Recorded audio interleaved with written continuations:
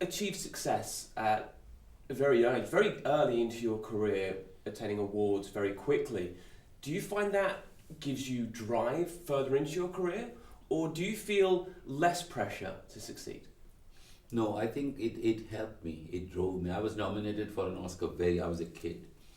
And that just told me that it's possible. See, the film that was nominated was shot with just 4,000 feet. 4,000 feet of black and white footage was finally cut into 2,100 final cut, which is completely crazy.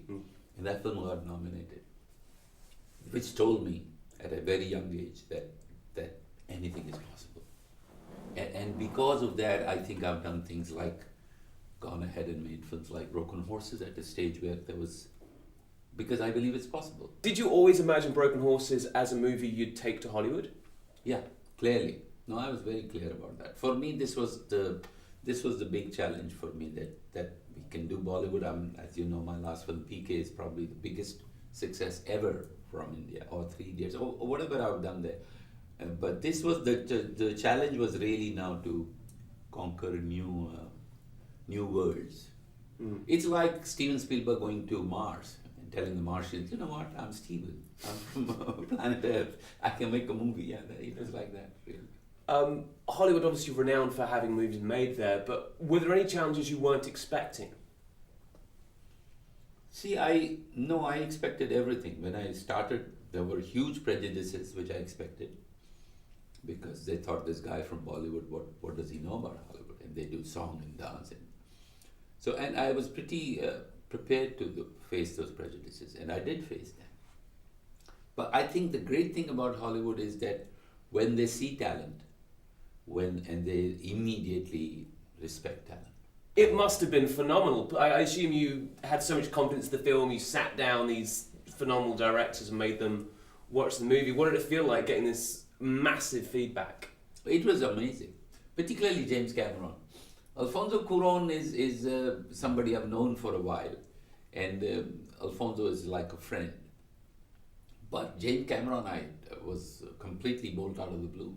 He read the script, he called me and said it's one of the best scripts I've read in recent times. And then when the movie got over, he wanted to see it, and it was a big theater. He sat on the front row, I was right at the back. And I was making my editing notes because I had just finished the film. And it was still dark when I heard claps.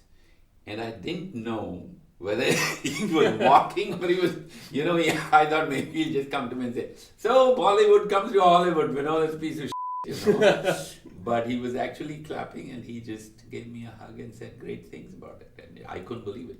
Really, that for me was a huge inspiration, and I will always be grateful to James Cameron for inspiring me like that.